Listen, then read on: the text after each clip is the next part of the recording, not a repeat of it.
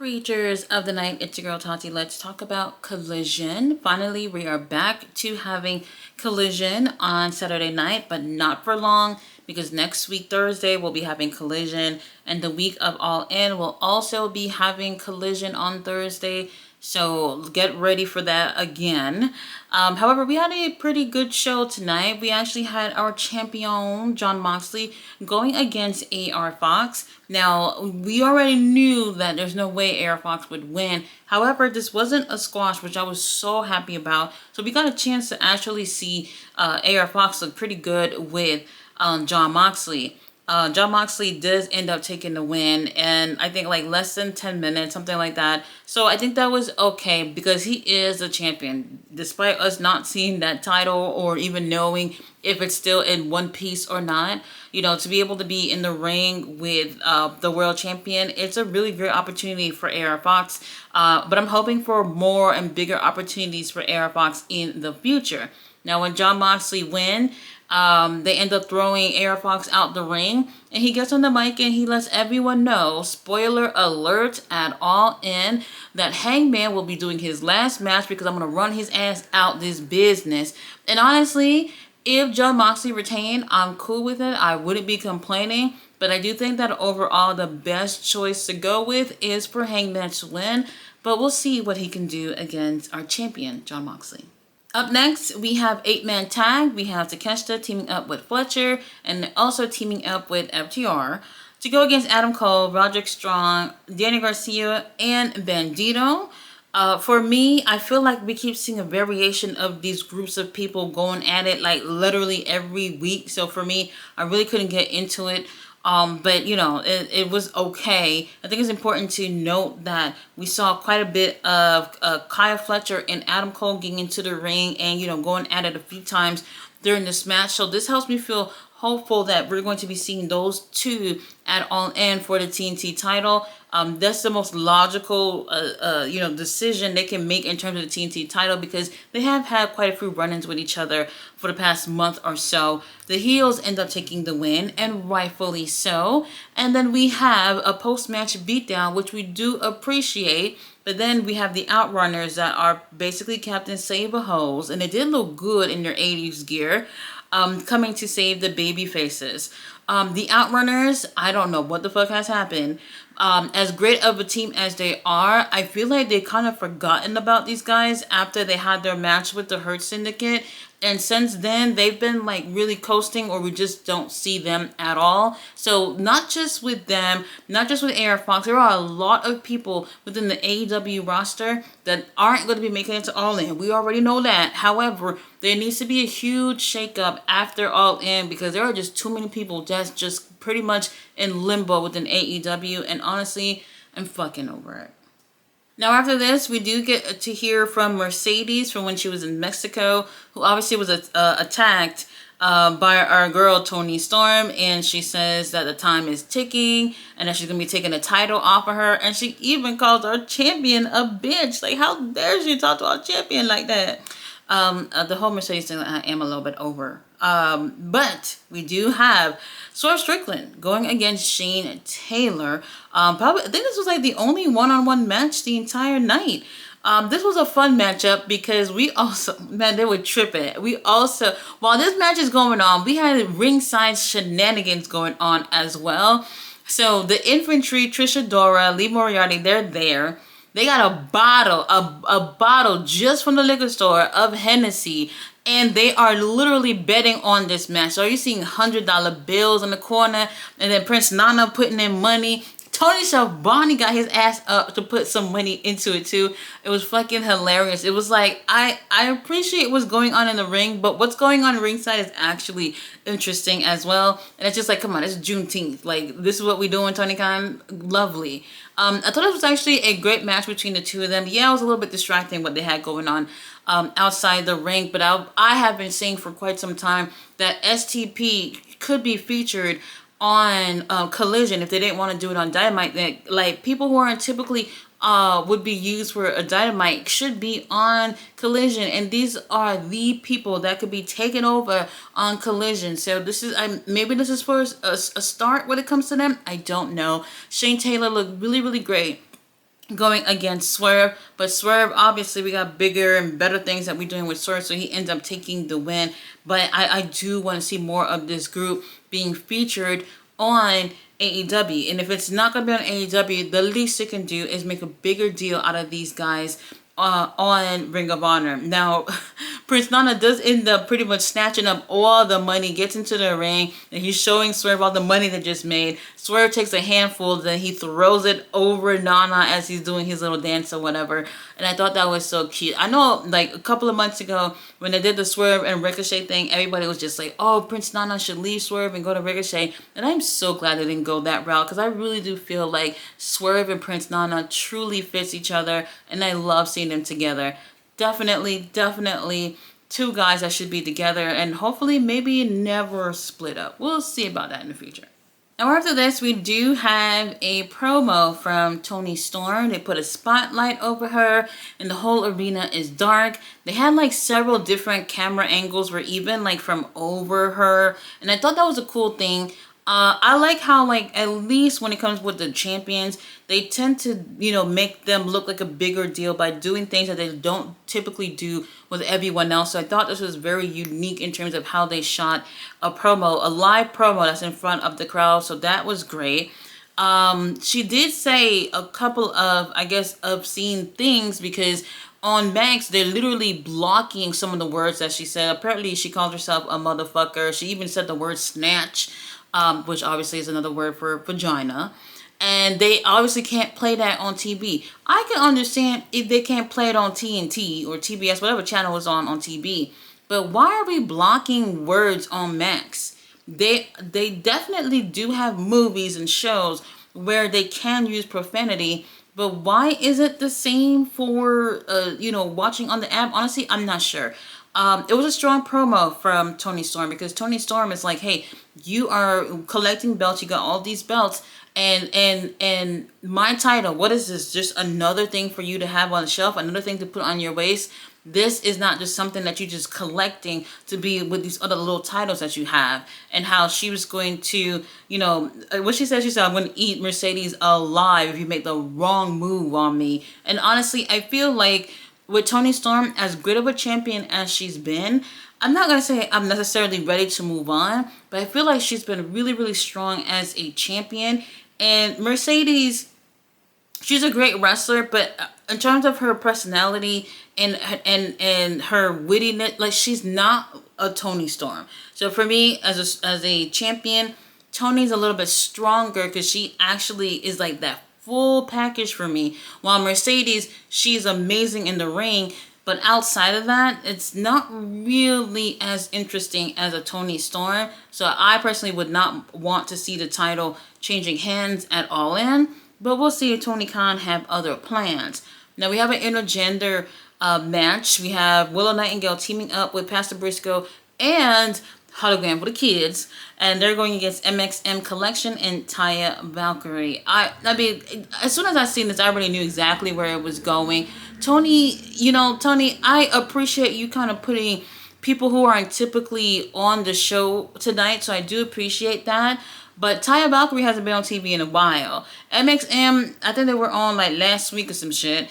And honestly, they're not used that much. They're not used to their fullest potential that much, I would say. And they keep giving us the same thing of the same people win. Now, Pastor Briscoe, he did lose the other day, but it was Okada, so that makes sense. But Hologram, if Hologram's on anybody's team, you know they're fucking winning. While this was fun, it's just a little too predictable for me. So yes, the babyface team ends up taking the win. But I do want to see more of MXM Collection. I would love to see Taya Valkyrie on TV. Now after this, they showed that Chris Statlander was back there watching. And I was like, look, Statlander and this Willow thing, I think a lot of people might be annoyed, because it's like, stop putting these girls together or pitting them against each other. Well, she's out there. Wheeler Yuta comes on out there, and he's like, oh, you know, basically he was trying to give her advice, but she didn't want to hear it. She ends up even throwing him against the wall, and then she turns around and she bumps into Jon Moxley, and her phone fell on the ground. And Jon Moxley, like the gentleman that he is, picks up her phone, and before handing it over to her, gives her like some big brother, big uncle advice about how not letting anyone get in your way, not letting anyone tell you what you are worth, and that you can be able to do whatever you want no matter what. And she ends up taking the phone, and I think she looked scared. Her hands was shaking and everything. I'm like, baby, it's John Moxley. Don't be scared. He's not gonna put his hand. Well, you know what? He might, but he was being very, very nice at this moment, which he isn't. Now, personally, I am cool with whatever this is. If she went to Death Riders, this would be cool. And I'm thinking that if they did this and then AEW, I don't know if they will, end up doing the whole women's tag team thing, then I would love to see Marina and Statlander as a team. I think that would be great. I've never seen them together teaming up, but they look like the team you want to put your money on. So Tony Khan, if you're watching, there's an idea you can use. So now, after this, Tony Schiavone in the ring looking dreadful as usual. And then he goes on to introduce our next guest, Uncle Don. Uncle Don comes out with Josh Alexander, and he comes out with Lance Archer. They all come into the ring, and Tony Schiavone is just still standing there like as if we needed him for anything. And here is Uncle Don officially announcing the newest member of the family, the Rainmaker, Kazuchika Okada. He comes on out. The suit is better than usual. Somewhat of an improvement. He comes on out to the ring, and then Uncle Don plays the whole footage of when they attacked Kenny the other day, and saying that Kenny's still laid up at the hospital, not doing well, unfortunately. And here comes Uncle Don saying how, oh, Kenny, you have no friends, you have nobody who cares about you in this company, and that there's really nothing for you to fight for, and Okada's gonna whoop your ass at All In and take everything from you and everything. And then here comes Pastor Briscoe, who comes out basically saying, oh, I'm friends with Kenny. And I was like, really? I did not know that, bro. Where were you last week when Kenny got attacked? Anyway, then he goes on to say, Kenny also have other friends here at AEW. And I'm like, okay, well, who the fuck are you talking about? Then Kota Ibushi comes out with abs. Full-blown abs. He looked right and everything. I was like, Kota, I haven't seen you like this in years. What the fuck?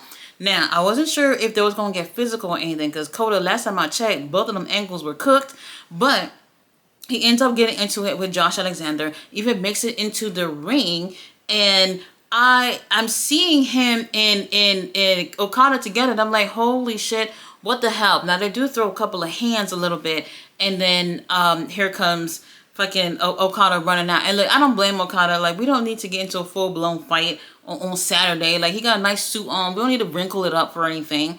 And honestly, I was really surprised. I was not expecting this. Now, for those of you who didn't even remember, Ibushi is signed with AEW. They announced this like maybe a year and a half ago, some shit like that.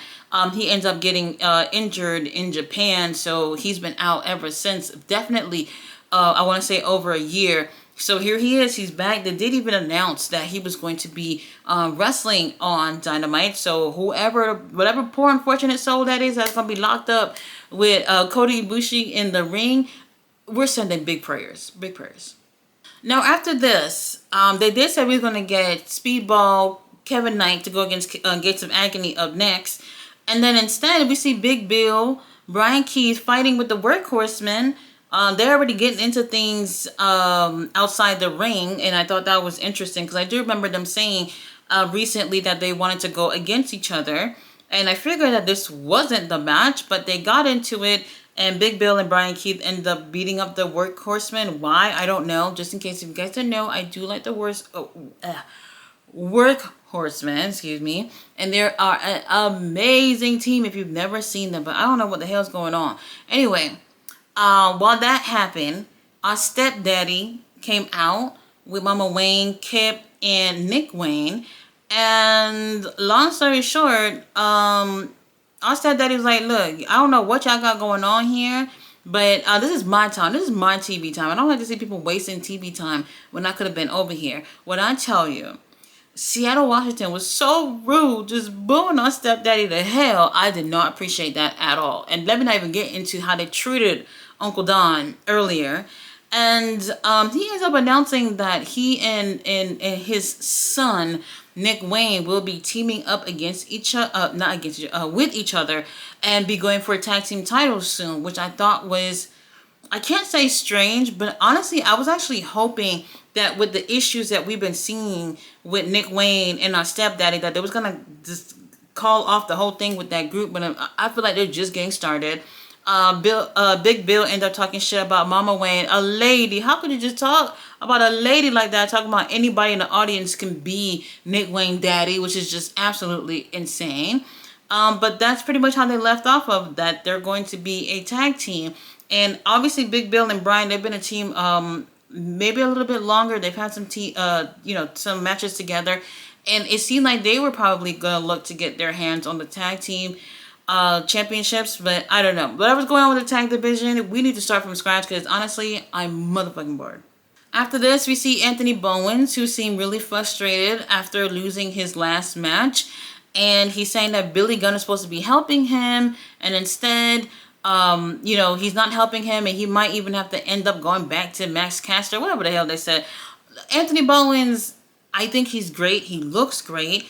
I don't know if he is interesting enough for people to want to see him at the top. Like, he can definitely make it as a mid-carder, but just going around and saying you're the pride of AEW is not going to be enough. There has to be some type of character. There has to be something for people to fall in love with. And it's going to take deeper than telling everyone that you're gay, that, that's going to help you get somewhere in this company. We got to do a hell of a lot more work when it comes to Anthony Bowens. We're not even going to talk about Max Caster because that's a whole lot of disaster in itself. So now we finally get the boys, the Gates of Agony. Lord have mercy, they're just beautiful men. Going against Kevin Knight, another beautiful man, and Speedball Mike Bailey, another beautiful man. I was just like, there didn't seem to be enough time left in the show, knowing that we also already had the main event, which was an 8-woman tag match. So I wasn't sure if this was going to be a squash or not, and it wasn't, thank goodness. Both of these teams look really strong with each other. Gates of Agony, I was just thinking back of them, their early days as a team, and was just like, we have so much work to do. And here they are. They have found exactly what works for them as a team. And for anybody who's seen them for the first time or not too familiar with Gates of Agony, they probably got won over with a match like this. Going against Speedball and Kevin Knight. Obviously, the baby faces, all they do was fucking win, so I'm fucking over it. But I thought that they look very impressive. All these guys look very impressive in this match. So I'm really, really happy to see how great both teams look. But I'm hoping to see bigger and better things for the tag division as a whole. Because like I said, I'm so bored with what's going on with the tag division. I think I was silly. A lot of us, I think we were silly to think that the Hurt Syndicate was just going to change things. And unfortunately, their biggest focus was getting a third man in the group that has nothing to do with being an actual tag team. Let's move on to the main event. For our main event, we have our forever champion Athena teaming up with Tekla, Megan Bayne, and Penelope Ford to go against Thunder Rosa, Queen Amanada, Anna Jay, and Tay Mello. The match started when it was literally about 5 minutes before the top of the hour. So I knew they had a sprinkle of the overtime money to keep it going a couple of minutes after the show would have normally ended. So while we can't be, complaining, at least they gave us quite a few girls on one show and for the main event. So I guess we'll take it. At times, I wasn't really sure like how this was going because it didn't really seem like somebody had to tag to get in. But at times it seemed like people were tagging to get in. A lot of people just kept getting in and out in this match. So it was a little confusing to keep in track in terms of who was legal or not. We had Billy Starks, who is ringside, who is typically harmless. But there's a little bit of confusion going on with Billy Starks. How is she still with Athena? I don't know what's going on with these two, but whatever. It's a little confusing. And honestly, we got a chance to see a little bit out of everyone, and it was okay for a main event, but Billy Starks is being really distracting to the referee. And at the end, when she distracts the referee, all of a sudden I see Athena's title just being thrown into the ring. Athena picks it up and hits Thunder Rosa with it. And then she goes for the pin. Referee counts 1, 2, 3. Then the camera pans over onto the fucking stage. Red Velvet was there. Red Velvet was the one who threw the title over to Athena. I could not even believe it. Since when they were friends? They've never been friends. So that was a little bit confusing in terms of how that even played out. I have no clue what's going on there. Literally, it should have been Diamante, because Diamante was actually supposed to kind of replace Billy Starks like 2-3 months ago, something like that, and they never went forward with it. They should have did that, because that would have made some sense. I don't know what the situation is. Overall, the show I thought was a little nice thing to watch for the little 2 hours on a Saturday night, but it could have been a little bit better to me. All In is literally 21 days away, like they said, and it doesn't really feel like it's around the corner. Tony Khan, we gotta really pick it up up until then, because like this is supposed to be your biggest show. You only got like what, 3 matches, maybe 4 matches announced, because they did announce the Gauntlet match was going to be at All In. Other than that, 4 matches announced, only 2 women so far confirmed to actually be on this damn show. I can't even believe how much money I spent to be at All In. There better be a gauntlet match for the girls or something else worth watching. Still got about 3 weeks left. I think there's a little bit of time to make something out of All In. Tony Khan, let's get to it. You guys, this show was okay. Go ahead and check it out if you want. I do appreciate y'all watching my review. I will be back on Wednesday for Dynamite. And don't forget Collision on Thursday. See you guys then.